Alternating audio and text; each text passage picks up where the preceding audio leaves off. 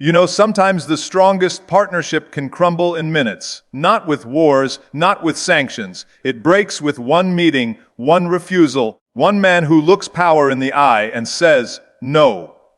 And tonight, we're diving into that moment. The moment when Donald Trump did something unprecedented. He didn't blame a country, policies. He blamed one Indian. In his own words, that single person destroyed America-India relations. So, who is this man? What happened in that room where cameras weren't allowed? And how did one conversation change the trajectory of two superpowers? This isn't about trade numbers or defense deals. Raw. This is personal. This is about the collision between American expectations and Indian pride. This is about one voice that refused to bend and made the most powerful man on earth take it personally. Stick with me, because once you hear what really went down behind those closed doors, you'll never see global politics the same way again. Look, it wasn't that long ago when India was just another developing country.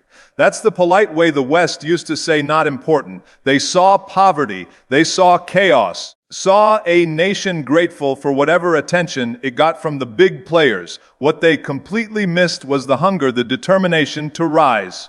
Today, India isn't asking for permission anymore. The International Monetary Fund says India is now the fastest growing major economy on the planet. While Europe fights recession and America worries about inflation, India is building. The numbers don't lie. GDP growth is outpacing Germany, Japan, the US, India's meteoric rise globally itself. This isn't just recovery. This is dominance. From the tech towers of Bangalore to the financial districts of Mumbai, is flowing like never before. Since 2016, over 75,000 startups have launched, making India the world's third largest startup ecosystem. Not talking about small businesses here. We're talking about billion-dollar valuations, unicorn companies, global tech giants being born every month. When COVID hit and the world panicked, what did India do?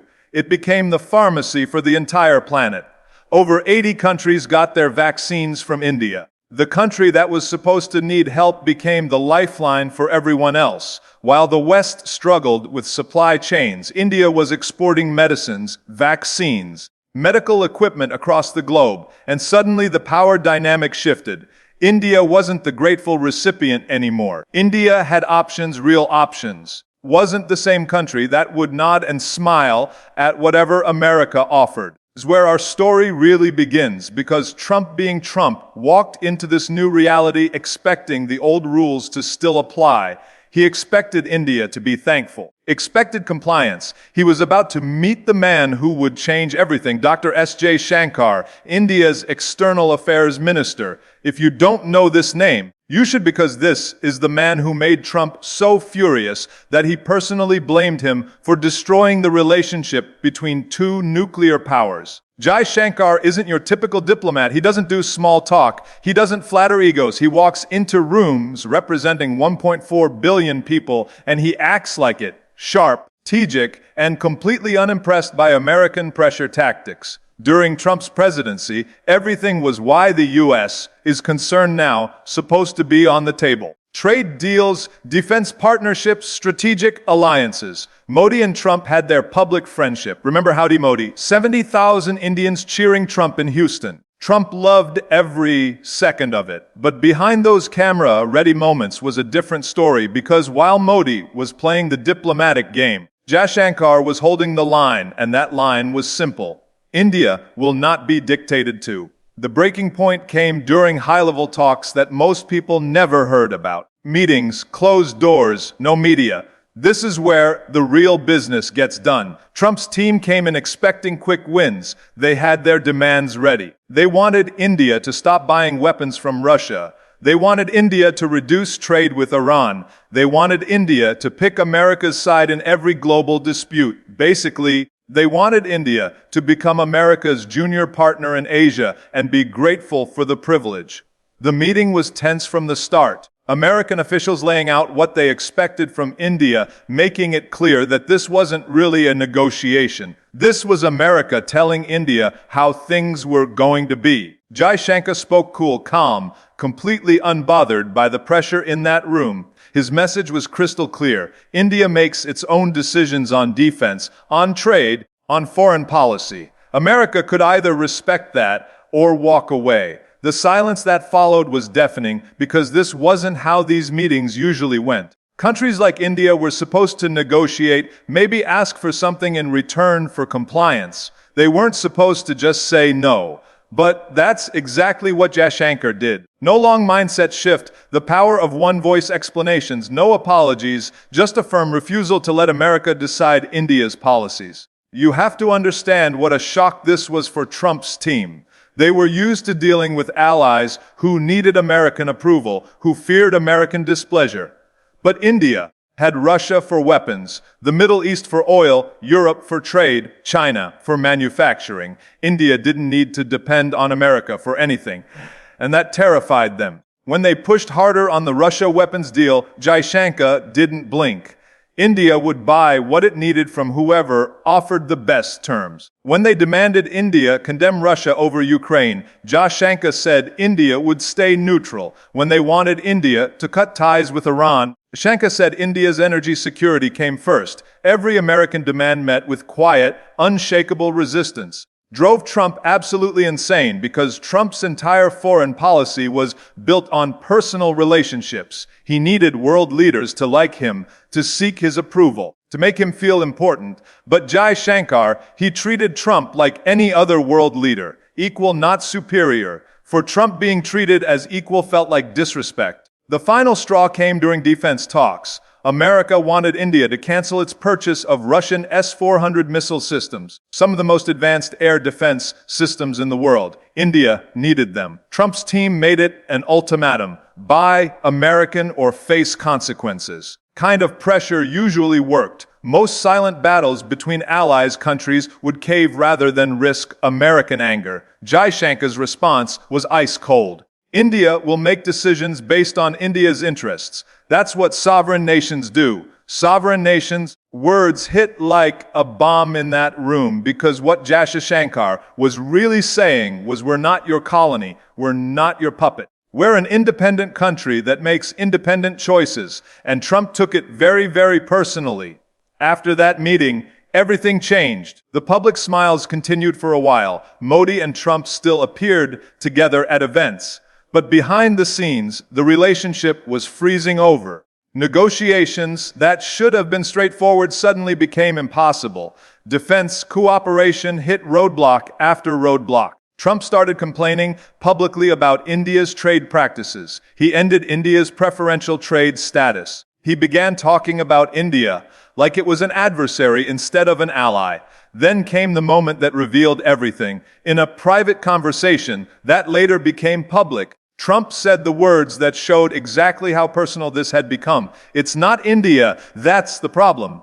It's one Indian who destroyed our relationship. One Indian. He was talking about Jaishankar, the man who dared to say no. Is where the story gets interesting, because Trump's anger revealed something important about how power really works. It's not just about countries or policies. It's about people. It's about ego. It's about respect. Trump didn't feel rejected by a nation. He felt rejected by a person. And when someone like Trump feels personally rejected, he doesn't forget. He doesn't economic dominance by India forgive. He takes it out on everyone. But here's what makes this story truly remarkable. Jaishankar didn't insult Trump. He didn't attack America. He didn't even raise his voice. All he did was refuse to pretend that India should be grateful for whatever America offered. That refusal changed everything, because it showed the world something that Washington didn't want anyone to see. America couldn't just order other countries around anymore. Even allies had choices now. Even partners could say no, and when India said no, it didn't collapse. It didn't get punished. It got stronger. While Trump was complaining about India, Indian companies were signing deals with American businesses worth billions. While Trump was threatening sanctions, India was building partnerships with Europe, Japan, Australia, even China. Despite border tensions, the European Union started talking about strategic partnerships with India. Japan increased its investments. Australia signed comprehensive trade agreements. India proved something that sent shock waves through Washington. In the modern world, no single country gets to dictate terms to everyone else. And it all started with one man saying no in a conference room. Let me tell you why this matters beyond just politics. Jaishankar understood something most people never learn. Your power doesn't come from making others comfortable. It comes from knowing your worth and refusing to accept less.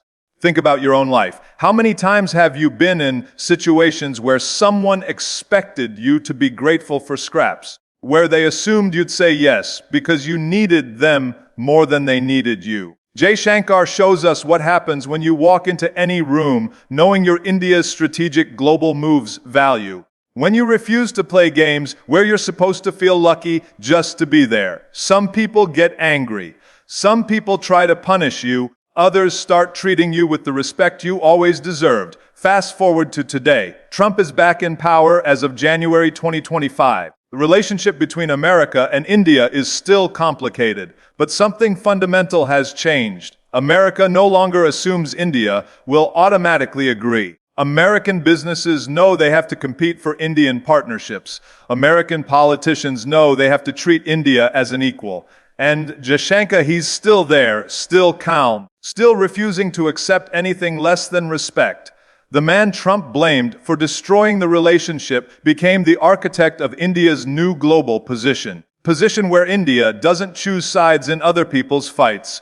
Where India makes its own decisions. Where India partners with everyone but belongs to no one. Strategic autonomy, and it drives traditional powers crazy because it means you can't be controlled, can't be predicted, can't be taken for granted. Russia invaded Ukraine. Everyone expected India to condemn Russia and join sanctions. India chose neutrality, not because it supported the war, because it refused to let others write its foreign policy. When China and India had border clashes, everyone expected India to Arnold Schwarzenegger style closing power, automatically align with America. Instead, India handled it directly while maintaining trade with both countries.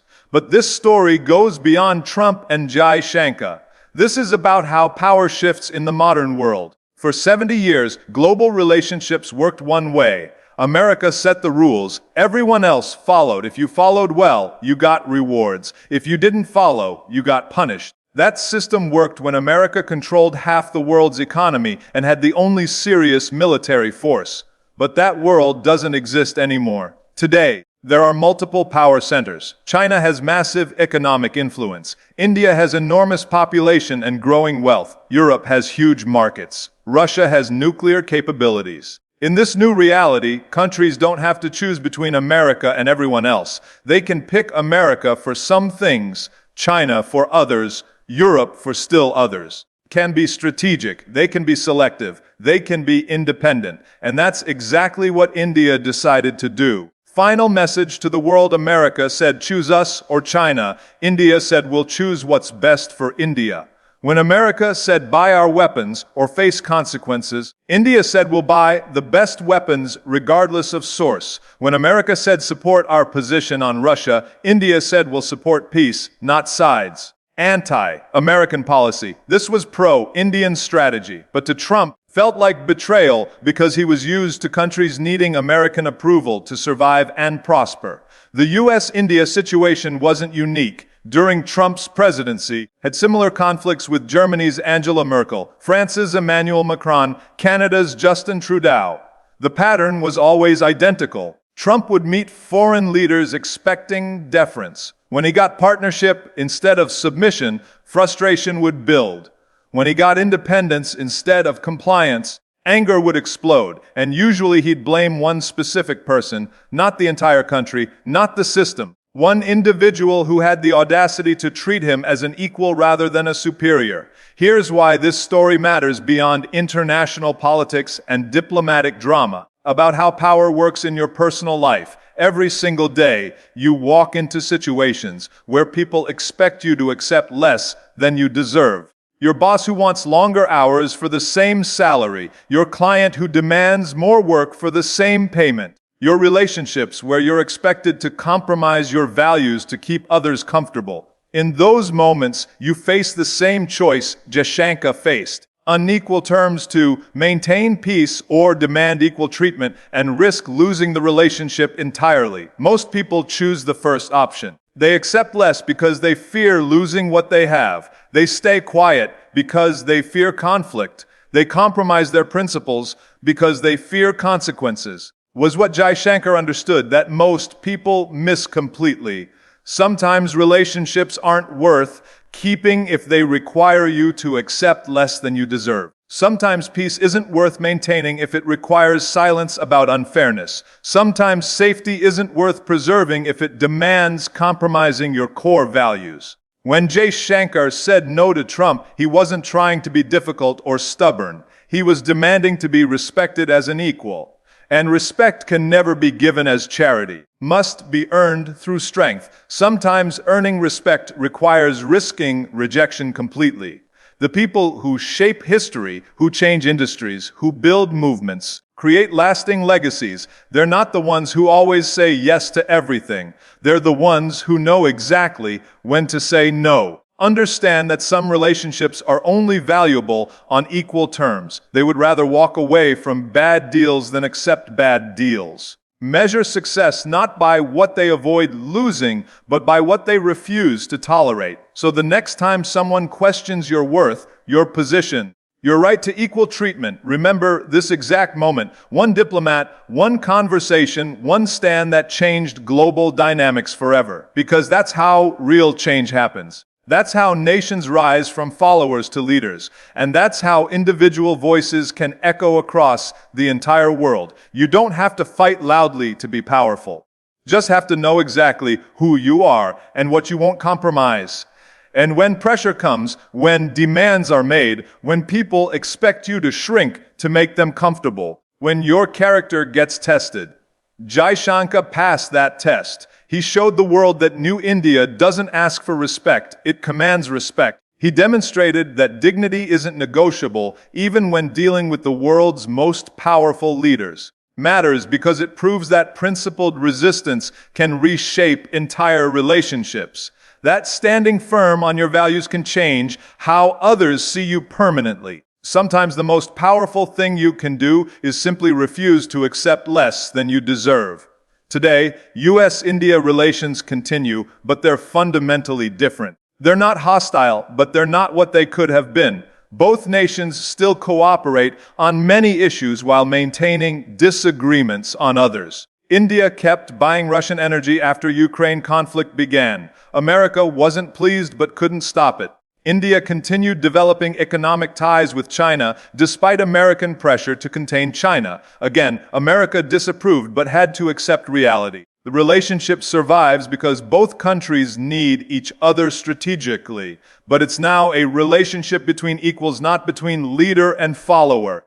Transformation in fundamental power dynamics started in that room when one Indian diplomat looked one American president directly in the eye and refused to back down. Left office still convinced that a Jai Shankar had destroyed a potentially historic partnership. Jai Shankar continues as India's foreign minister, still believing he preserved India's dignity while maintaining America as a valuable partner. Who was right? We'll make that judgment. But one thing is absolutely certain. The world learns something crucial from watching these two strong-willed individuals collide.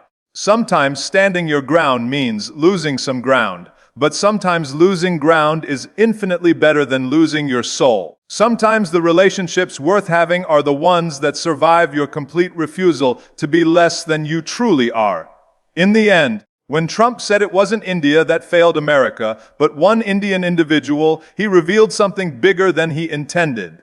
That sometimes dignity gets mistaken for defiance. Sometimes standing tall means walking away alone. But history will decide whether that was destruction or the beginning of a completely new kind of diplomacy. Real truth Trump revealed whether he meant to or not. In today's world, respect isn't given freely. It's demanded boldly. The people who demand it might lose some friends along the way, but they keep their integrity intact. And keeping your integrity might be worth more than keeping everyone